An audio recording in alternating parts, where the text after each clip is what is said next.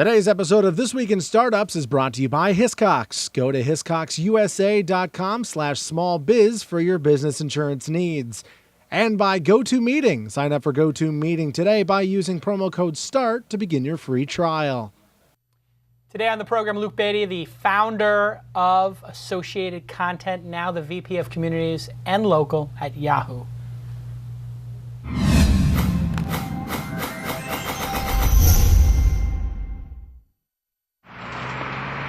That's what it's all about, man. They said money is the root of all evil. What? Funny how it feeds my people. Yeah. We ain't gonna live like equals until we get the money, spend the money, and defeat you. Yeah. Money is the root of all evil. What?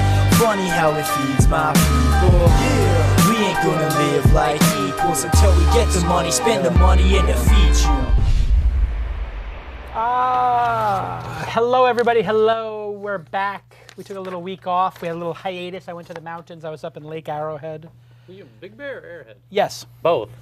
First 4 days. They're not far from each other. About 40 minutes. Half an hour, yeah. Yeah, half an hour, 45 minutes between each place. Very nice. Yep. Big Bear is like, you know how Aspen is like the ultra wealthy? Sure. Big Bear is the opposite. Yes, it really is. Like Big Bear is like, Hillbilly. as somebody said to me, like, we got a lot of rednecks around here. Yes. It's very, very blue collar, you know, like almost no collar. Almost like no shirt. Yeah. Like literally, they were like, I'm driving and I'm like, these look like slums. Yeah. And then I'm in Lake Arrowhead. Arrowhead's a little nicer than Arrowhead's Big much Bear. nicer, yeah. Much more a little, like, but it's not Aspen or Telluride or No. or not even Park City. No. I mean, it's still very like, It's its own thing. so it's very relaxing. And There's a charm to it, though. yeah, there is. And I'm trying to relax. I take my daughter for this like nice Waffle House day one, check in. Oh, I know the killer Gowalla. breakfast place there. Yeah, where? Lake Arrowhead? No, in Big Bear. In Big Bear. Yeah. Which one? When you're going up the main strip, it's up on the left side. Yeah, I know what you're And it's talking got about. stickers everywhere. Yeah, everybody's crazy about that one. Anyway, so That's right by my mom's house. I'm by the way. leaving. You walk to my mom's place from there. I'm leaving this waffle place out in Lake Arrowhead. Yeah. Jason. Yeah. So I turn around and you've been served. What? I got served papers while I'm in Lake. I'm on my vacation. Out. I look at the papers. Yeah. Mike Arrington. Get out. I'm like, I am in a lawsuit with Mike Arrington again? Wow. No. JujuPad. Yes.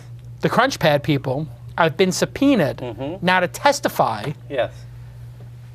I guess in support of the Crunchpad versus Mike Arrington. I'm like, didn't the iPad come out like 2 years ago? Why is this fight going on? Yeah. This is crazy.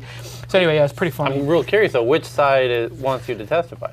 Obviously the JujuPad people, I guess that's like, whatever. Anyway, it's very bizarre.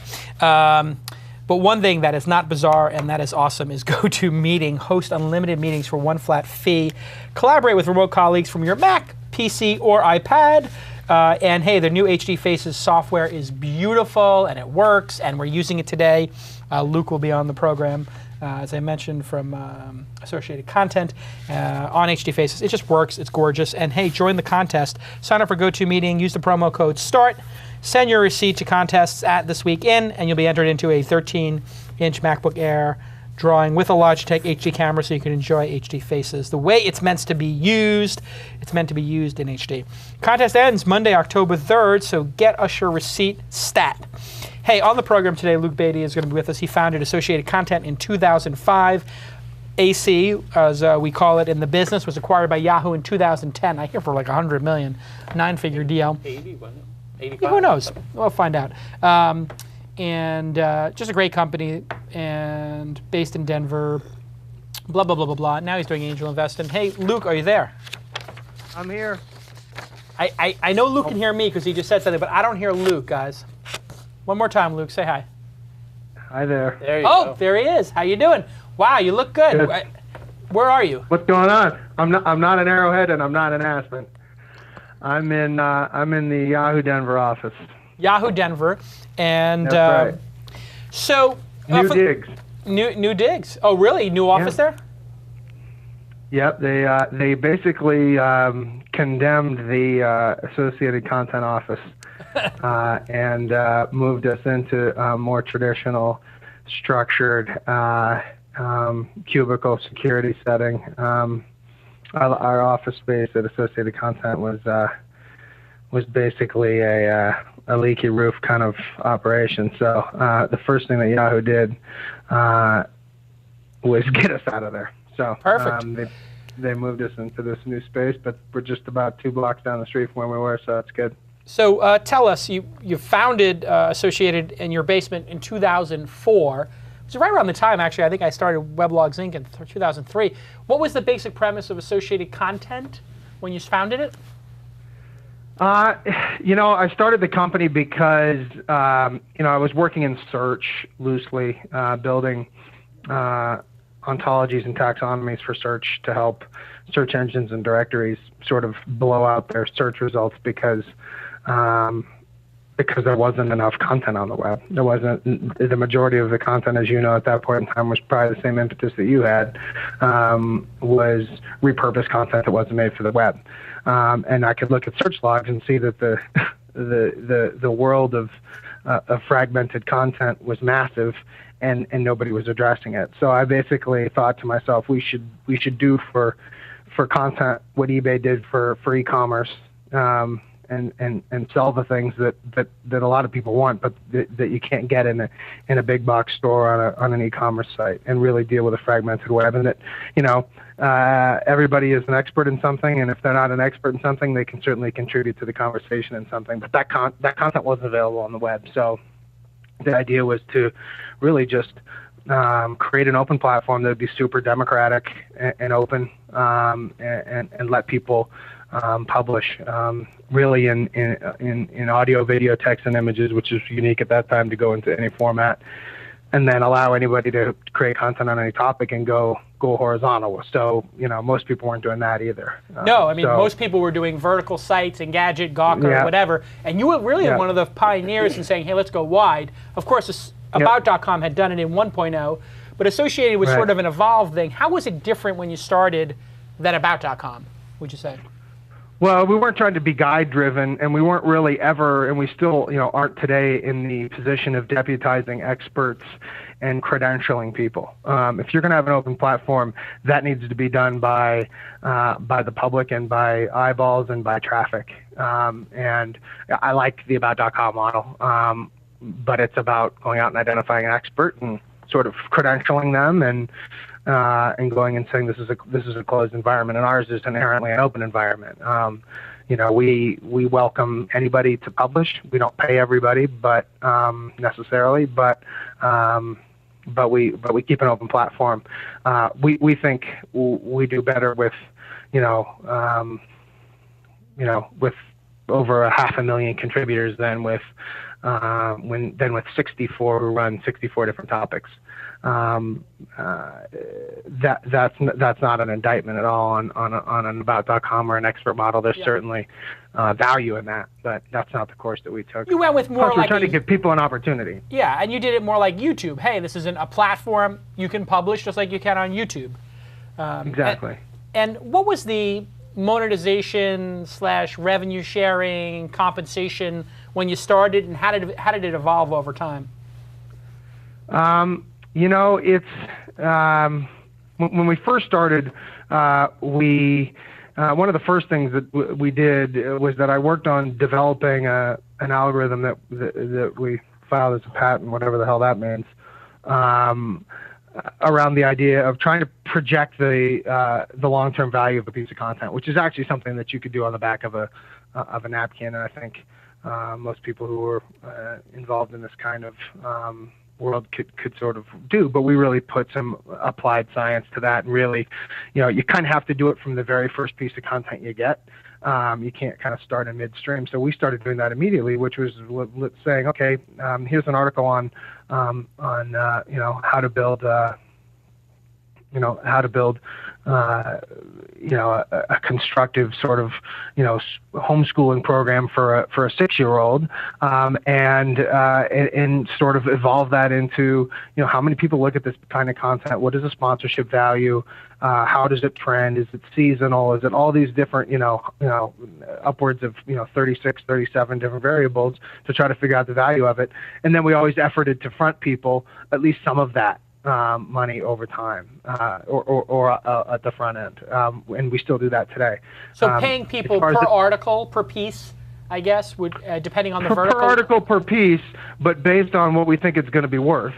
So if I say, you know what, I think this piece of content, may derive, $72 in advertiser or sponsorship or even licensing revenue over its lifespan, I have no problem giving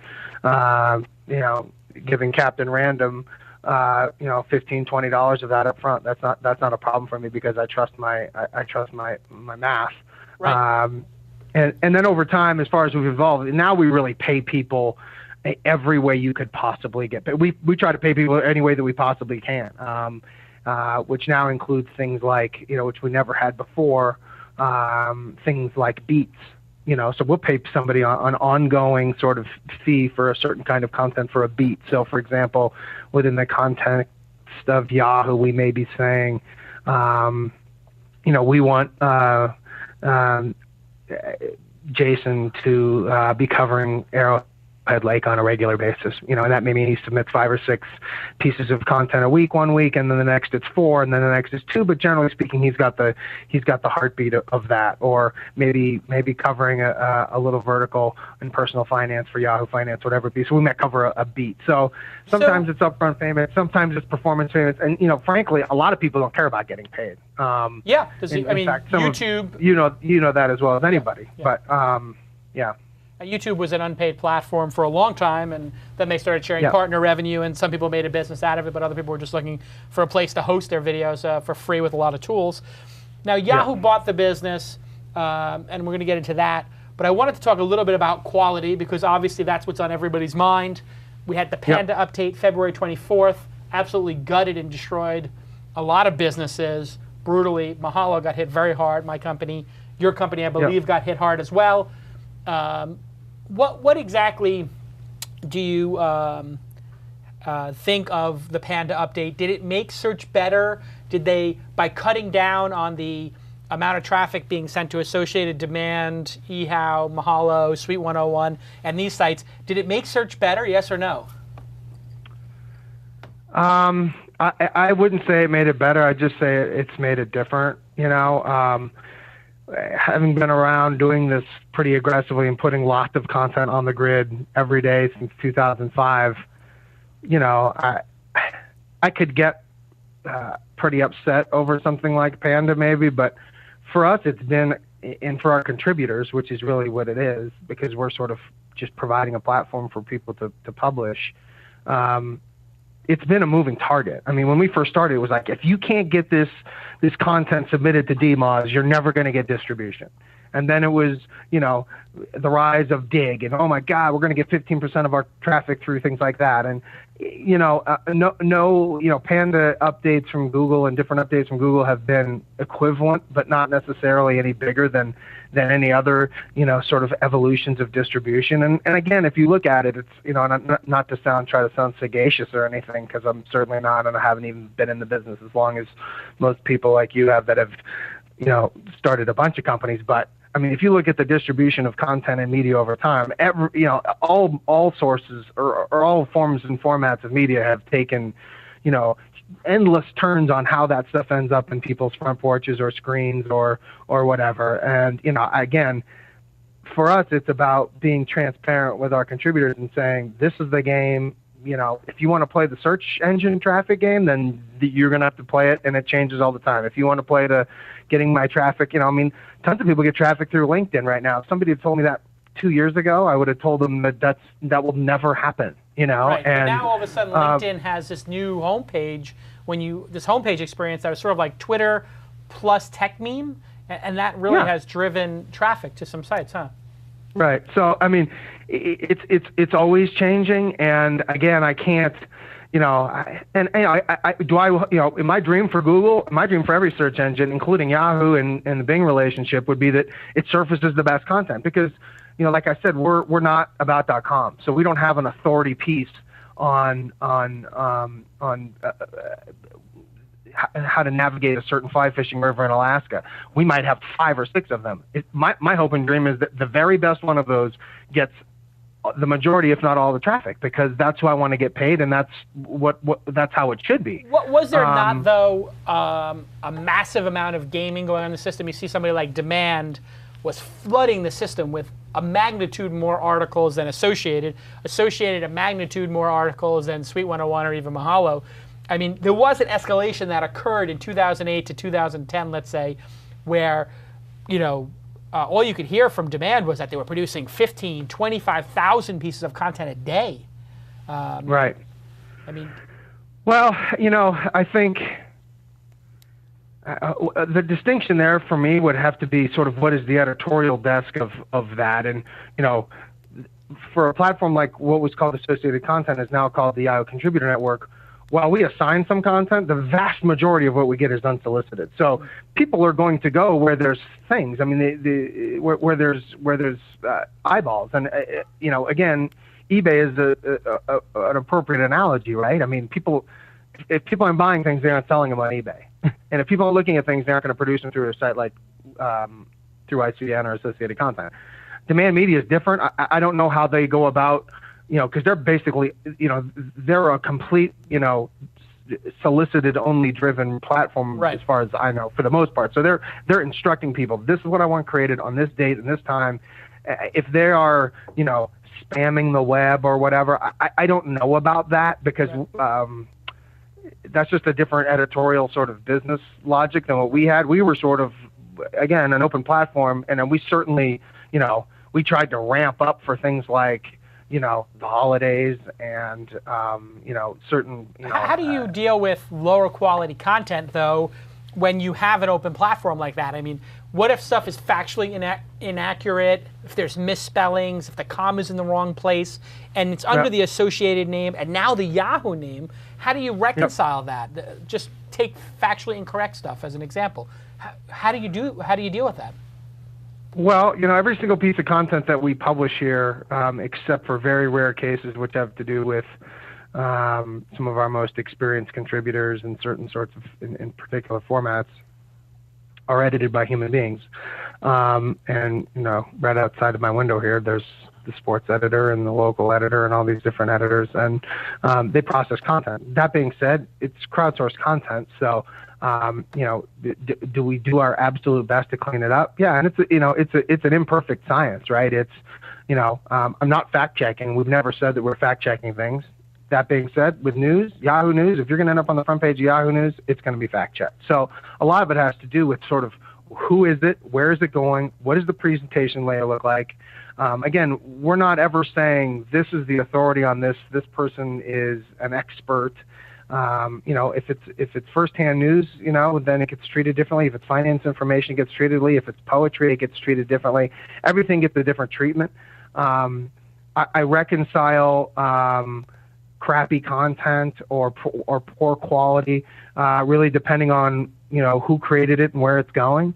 Again, it's not a perfect science, but I'm pretty comfortable with the fact that we do it as best as we can, and we also have, you know, we work every day and effort every day to try to keep a level of openness, but yet a level of quality, but yet a level of individuality, and treating people in each piece of content on an asset by asset basis. So do you keep people off the platform though? If somebody was like, let's say, if I can't spell well, do I get kicked off the platform? I have my 5th article with 10 misspellings? No. The only thing that's going to get you kicked off of the Yahoo Community Network is porn, gambling, threatening, defamatory behavior like that.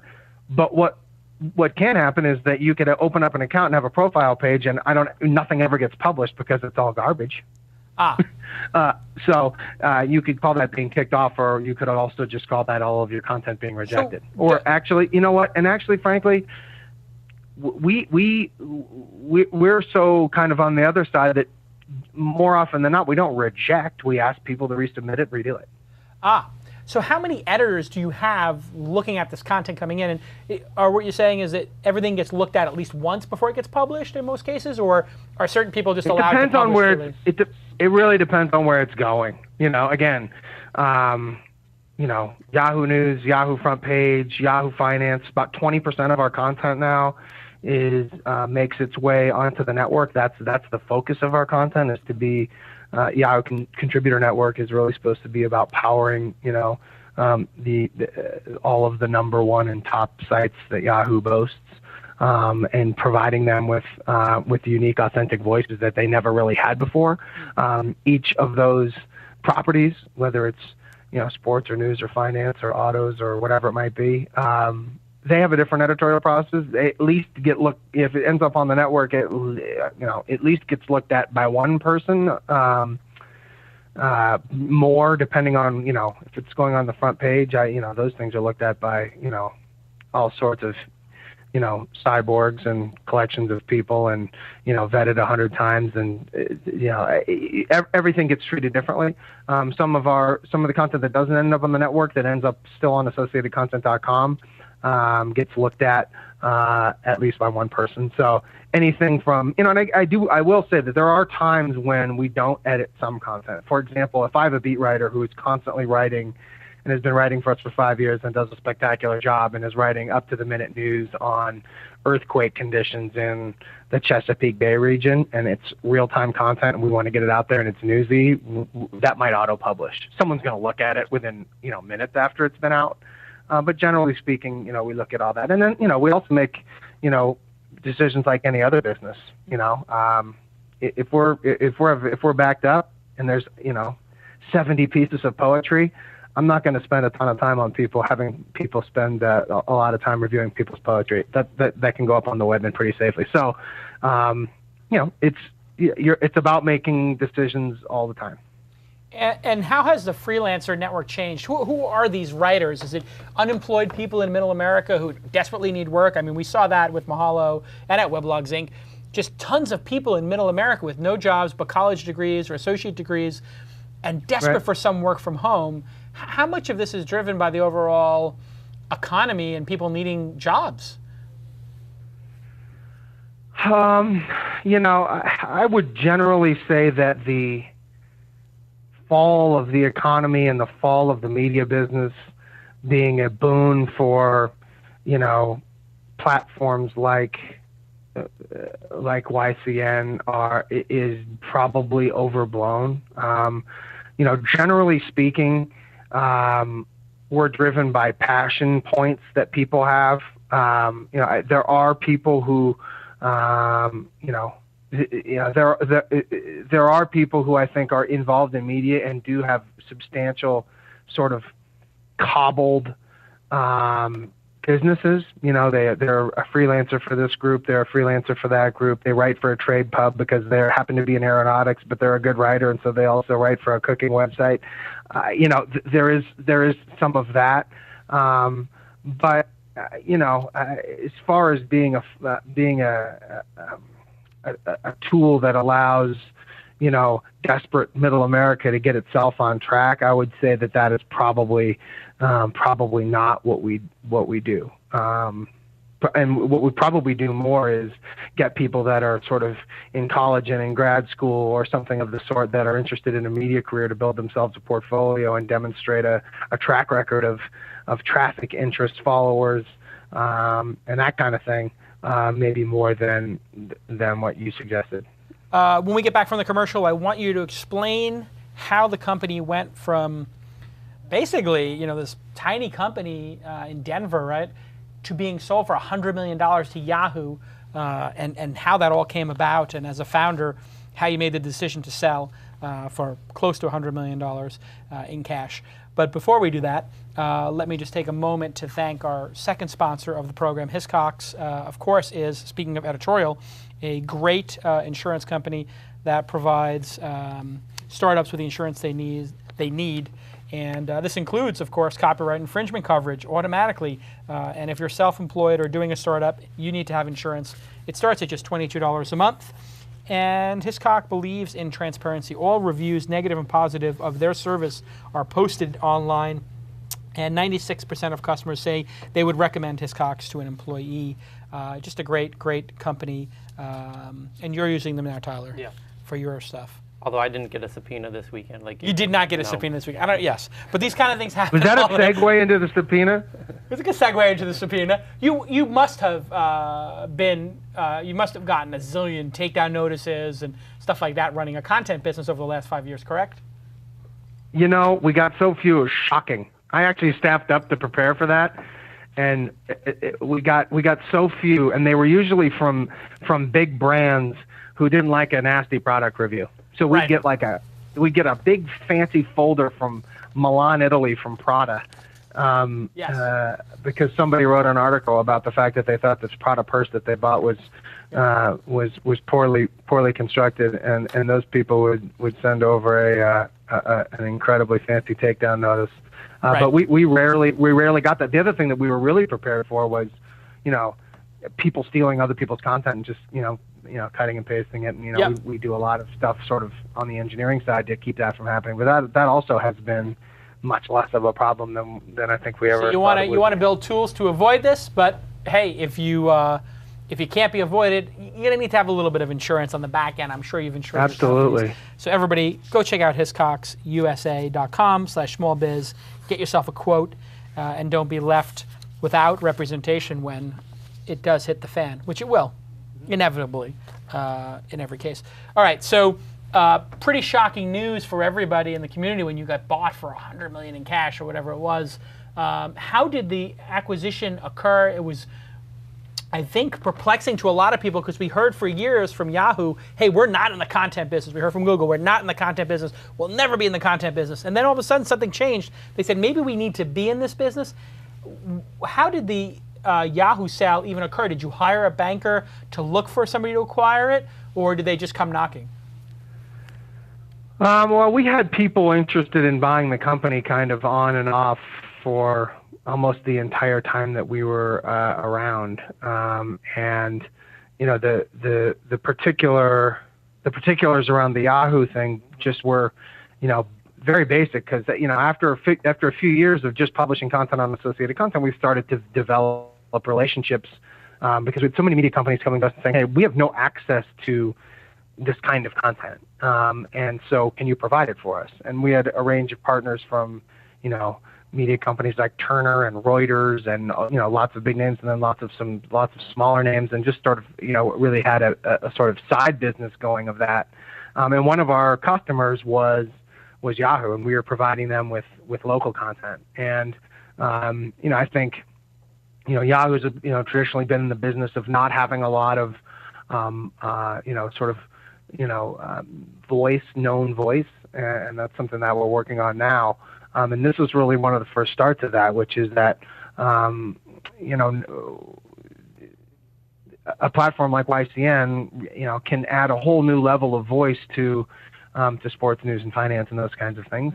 Not only does it give users the opportunity to be participants and improve engagement, but it also increases the depth and breadth dramatically because still, as much as people say, well, there's so much content on the web and these search engines, look how many pages they're indexing, and there's too much content on the web. There's still an incredible demand for really narrow, galvanizing around maybe even 10, 15, 20, 30, 40, 500 people on particular topics. And so we were able to provide that for them. And on the local side, we were doing that. We were, and I think they were sort of blown away by our platform and how simple it was. And all they needed to do was log into an assignment desk or cruise our existing library for information on, and this was primarily on the local side. And they were just getting what they wanted when they wanted. They could add whatever editorial layer to it, and they could really sort of process that content. And I think that worked really well for local. And then you had other editors and people on the media side of Yahoo saying we should have that. We should have the opportunity to have our users be contributors to all of our sites. And to be honest with you, that's not bleeding edge editorial concepts, but was proving to be super meaningful for Yahoo. And so that's how we ended up there. I will also say that we ended up there because of the decisions that I made, the management team made, and the board made, because we had, like I said, we had other opportunities to go to other companies, but there was not many good landing places for, at that point in time, which was, 350,000 people who had, accounts with us and that were, creating content for us. If they get bought by some sort of, squirreled away sort of small site or somebody that's not going to provide them with the distribution that they need, it's going to be a problem. So, when we were talking to multiple companies about potential acquisitions, Yahoo made the most sense because it provided by far, and still does today, the biggest opportunity for the user or the semi-pro person or whoever to participate in the world's biggest, premier media company. And that's the greatest thing about being on Yahoo. I mean, if you have a great piece of content, you can go to YCN and you can publish it and you can end up on sports or news or front page or something like that. And is it fair to say distribution you can't get anywhere? You keep saying YCN, Yahoo Contributor Network is the organization that was formed when Associated was purchased by Yahoo, correct? That's the publishing platform, yeah. Yeah. Yep. So essentially the publishing platform and this large contributor network was as much what they were buying, the system that you had created was as much as what they were buying as the content that you had created, is that correct? And the brand associated? Yeah, or more. I mean, we certainly didn't create a brand. So yeah, I mean, they're basically buying a community and a platform, and in a way for Yahoo users to become a part of the media properties. And it's really been, it's been unbelievably successful. I mean, we're at a point right now where you can look at a given day and 15% of the content that's on a site like Yahoo Sports is coming from its users through the Yahoo Contributor Network, and that's just a whole new level. How would or do I, as a Yahoo user, and I have Yahoo Sports here on my screen, we can pull it up for a second. How would I know if which of these is from the Yahoo Contributor Network, or how much is a professional, that they hire? Well, we try to be super transparent on the presentation layer. So if it's a piece of content written by somebody from the Yahoo Contributor Network, it will say, Bob Smith from the Yahoo Contributor Network, and we'll have a link to their profile page, and it's very transparent. I mean, there's a difference between me writing about college football and Dan Wetzel, and we try to make that very clear. Yeah, so I see Dan Wetzel here, and then I guess are the sports blogs, is that where you guys live mainly?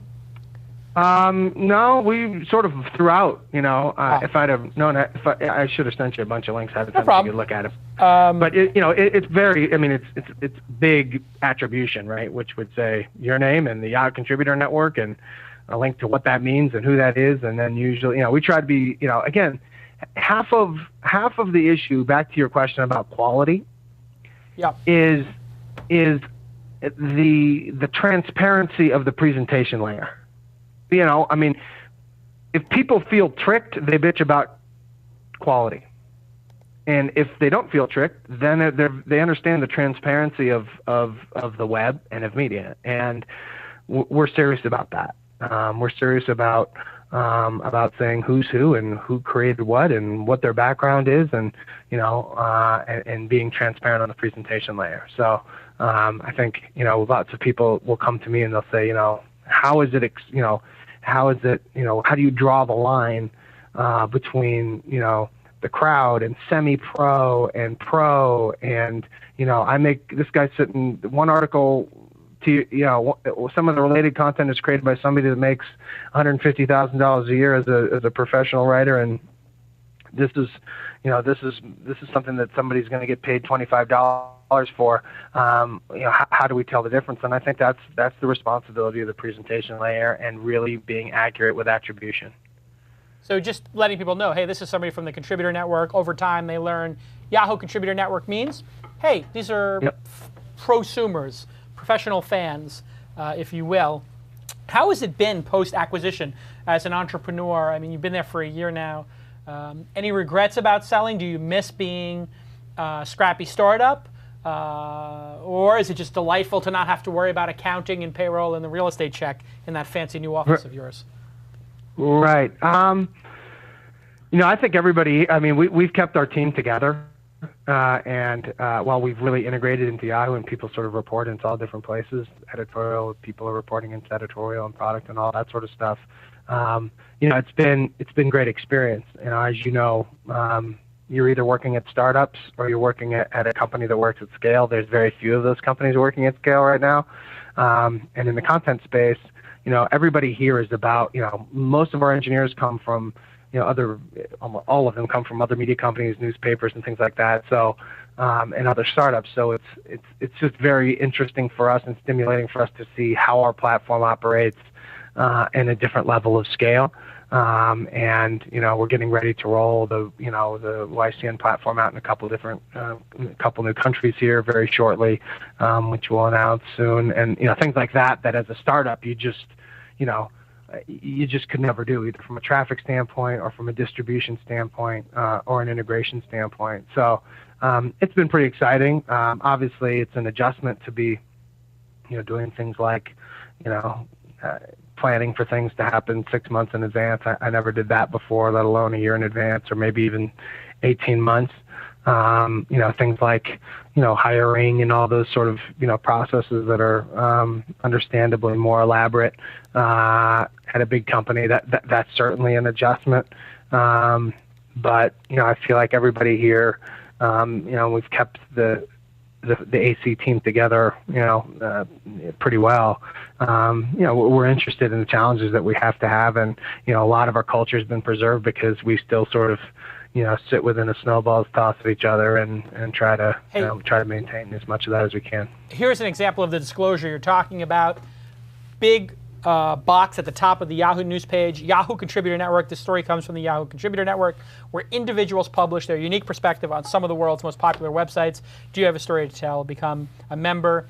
And then here on this Ron Paul as Renegade, Reagan and Knight, by Mark Whittington, a Yahoo Contributor Network, right up here in the byline. So super disclosure.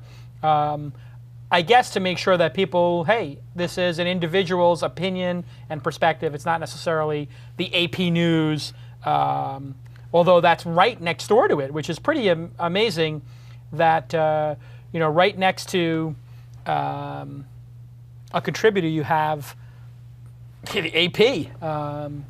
And I guess for a fraction of the cost for you guys and for Yahoo to make. It's not just. Let me just add one thing. Jason. It's not just CYA. It's also just sort of. It's also recruitment and branding and all of that sort of stuff too. Like we want more voices, and it's new for people. I think there are so many people with Yahoo email accounts, and every single day, a handful more of them realize, wait a second, like I can be a part of these pages. And so we're also trying to push that for sure. A lot of comparisons to Huffington Post, obviously asking people to contribute for free, but also on the other side, hiring a ton of full-time staff now in New York, a couple of hundred journalists or something like that, and sort of competing. And now there's talk of Yahoo buying the New York Times, perhaps. Do you think it's inevitable that the content businesses, traditional content businesses, and the internet businesses will combine? It seems like Google is saying, hey, no way are we going to own any of these content businesses. But Yahoo seems to, and AOL, they've gone full bore into buying these. What do you think the future is of all this? I'm not a good judge, because if you asked me 7 years ago, I could not for the life of me understand why the online media sort of startups weren't going out and buying all of these well-branded paper publishers that were struggling because they had brand. One of the hardest things in the world is to develop brands. So why weren't people going out there and buying Car and Driver and Field and Stream and snapping those things up? I still today I couldn't believe that wasn't happening. Right. Because I know there's so many websites out there that have or portals out there that are focused in a particular vertical that have no brand, and they struggle for that particular reason, and those two things sort of never seem to join, and I thought that they would. So, you know, my sort of opinions about how, you know, new media and old media might reconcile and sort of try to become one, I think, you know, it hasn't really happened that much. There are not many cases of that. Right. Is it out of the question? No. I think, you know, I can speak for Yahoo. I mean, we're all about trying to collect the highest quality content we can. We consider ourselves the premier digital media company. You know, we have, you know, as sports and news and finance go, if we're not number one in every single one of those categories, we're number two. And, you know, I think we're pretty aggressive about figuring out the best, you know, the best content model. I think that's evolving. You know, I think we used to be, you know, very dependent on a few different licenses of Associated Press and other things. And while we still maintain those and push those, we're looking at new things like YCN and, you know, and other ways of, you know, we're starting to get much more deeply involved in video and trying to collect talk the about best video assets for a that we minute. can. Video much different, I think you would Absolutely. agree, than text. I mean, I write an article about, you know, the latest Lil Wayne album, and somebody from Rolling Stone does, and somebody from Vibe does, and Tyler does, and you do. I mean, it all looks the same, but hey, shooting video, that's a whole nother animal, isn't it? Well, look at this.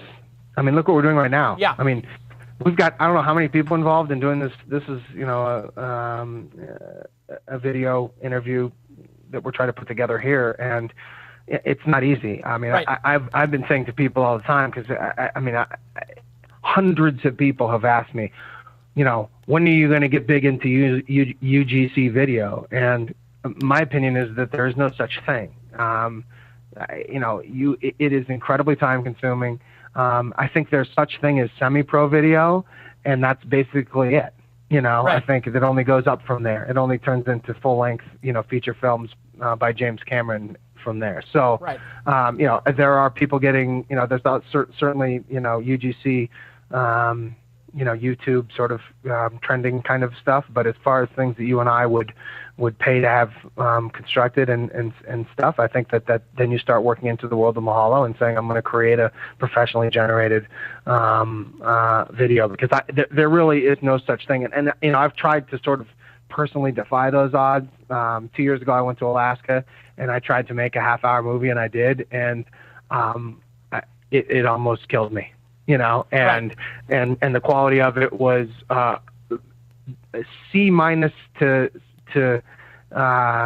you know, to C+ range, only for the people who were on the trip. So, Right. You know, Generally there's no such unwatchable and a tremendous amount of effort is what you're saying. Yeah.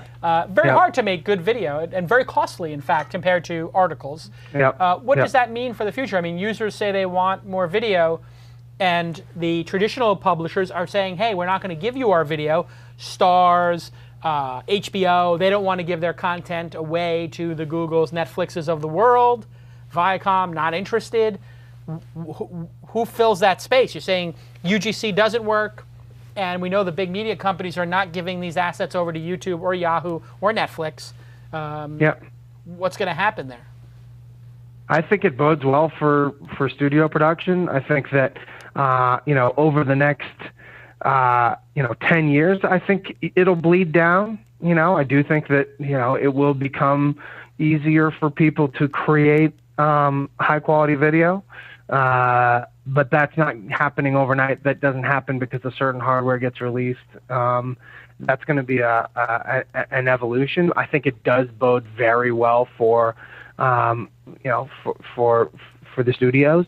There's no doubt about it. I think, you know, Yahoo, one of our big goals for end of 2011 and through 2012 is, you know, is premium, and, you know, that's what video is.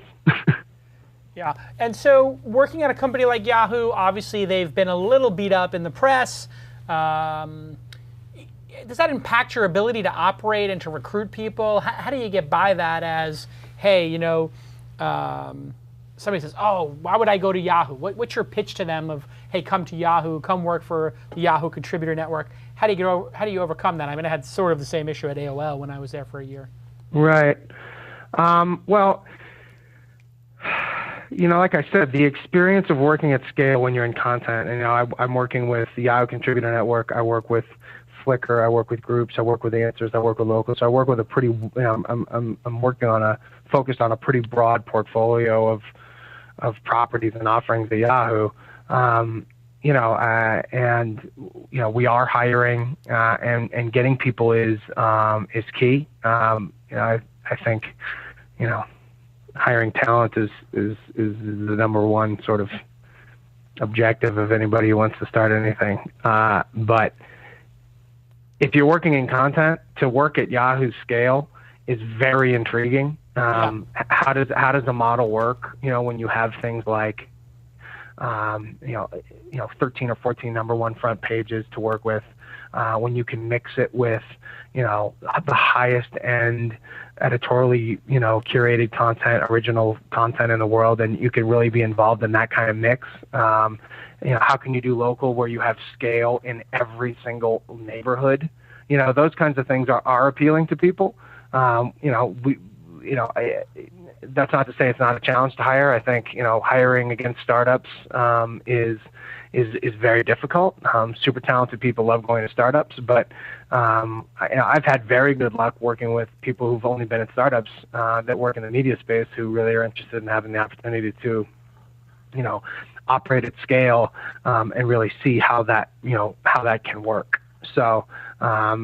It's a different kind of thing. It's what's the largest amount of traffic? Distribution maybe versus edgy innovation. Yeah. So what is the largest amount of traffic a YCN article has gotten? Are we talking about hundreds of thousands of people, millions of people, tens of millions of people? Oh, there's content? There's pieces of content that have gotten millions of page views. Wow. No doubt about it.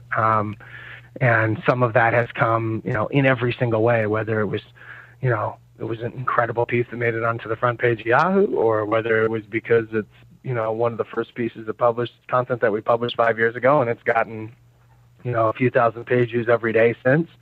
Again, there's, as Jason, there's a million ways to skin the cat, and, some people really hit home runs through, very weird places. Some people create home runs by, they happen to create a piece of content a long time ago that ends up being timely today because they wrote an overview on the history of a town where a plane happened to crash today, and that piece of content was written, 4 or 5 years ago. So do people get paid on the performance of the piece? Is there some back end? Is that?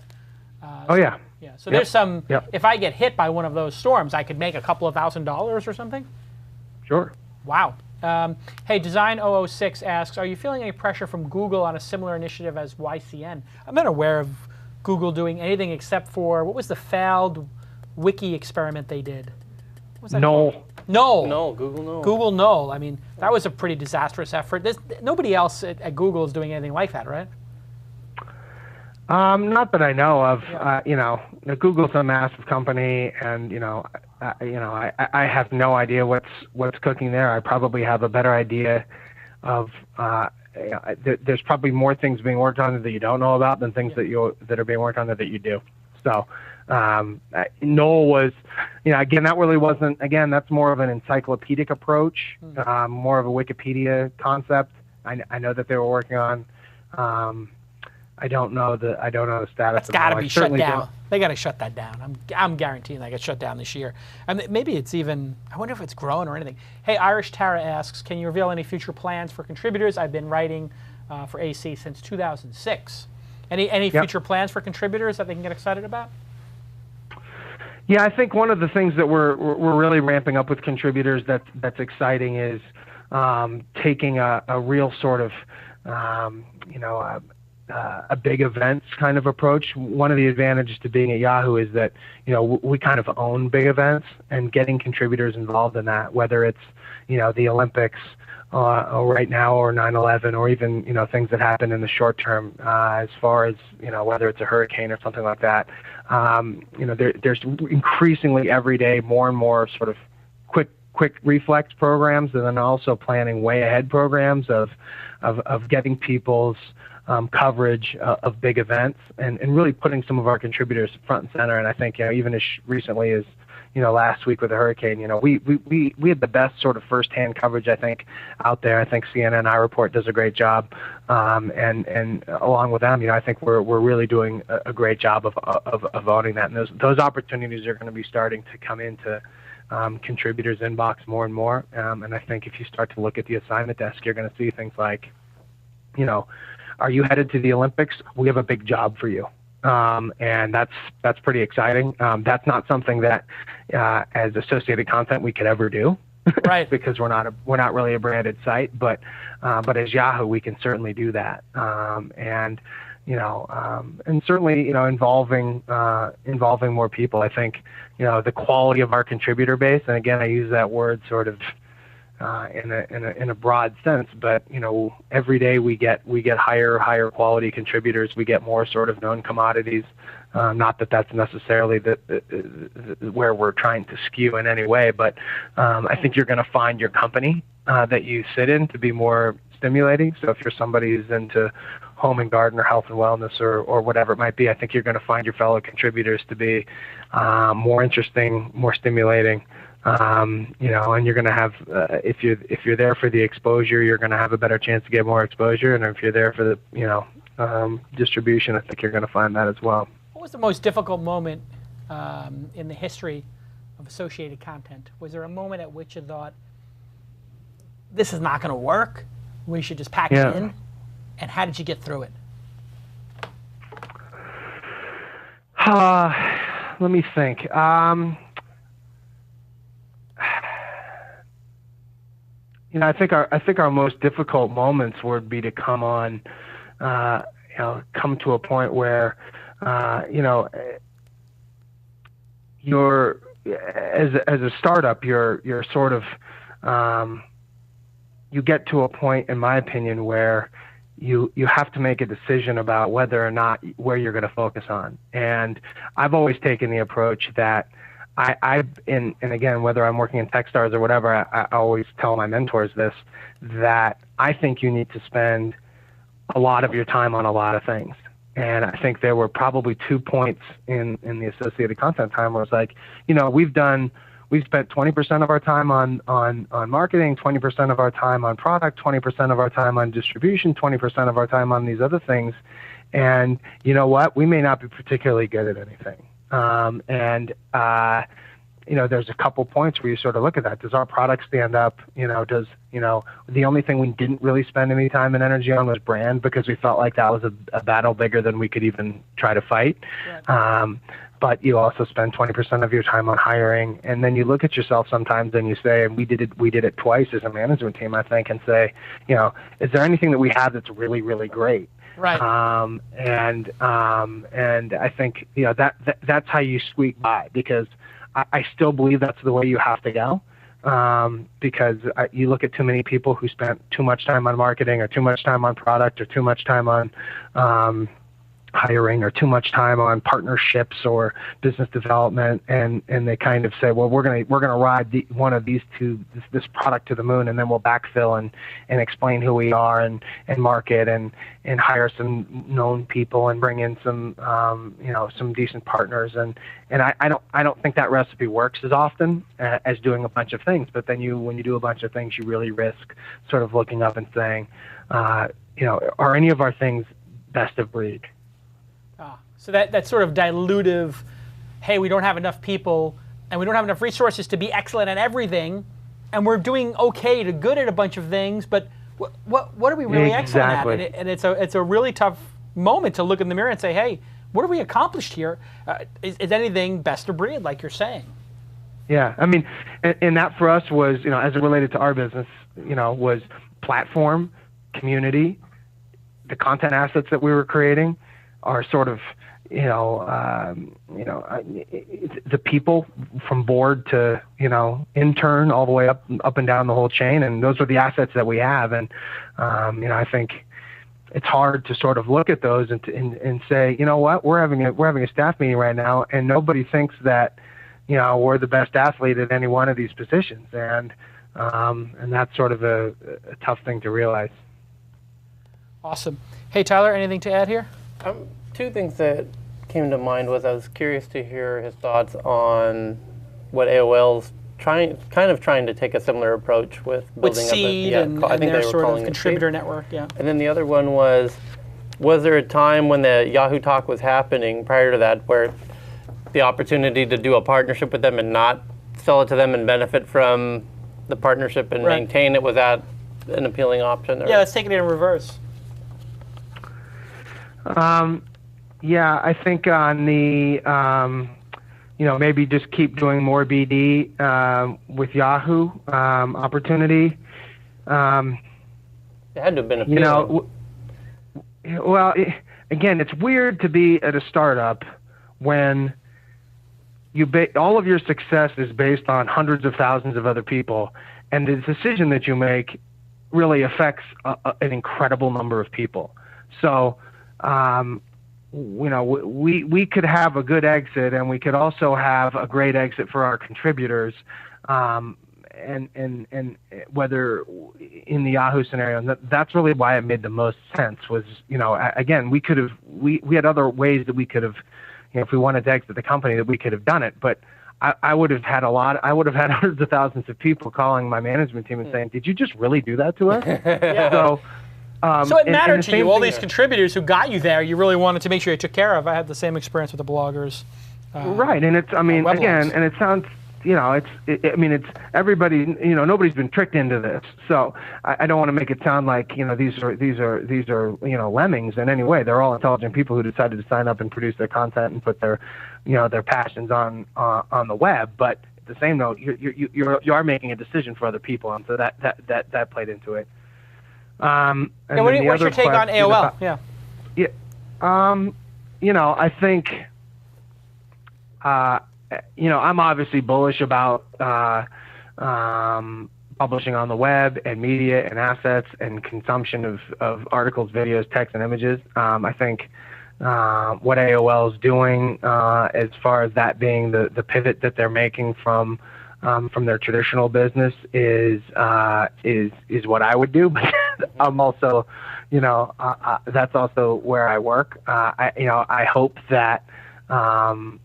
That they can make up the delta by way of that business. If they do, it will mean great things for all of us that publish articles, videos, text, and images on the web. Right. I think I think that they have an incredible amount of talent there, and whether it's on the engineering side, and I think Tim has done an incredible job of assembling a lot of people, getting them focused on one result. I think they're doing similar things to Yahoo, and probably following our lead a little bit on the idea of mixing UGC with premium content, with lots of different voices, with some licensed content. I think that recipe of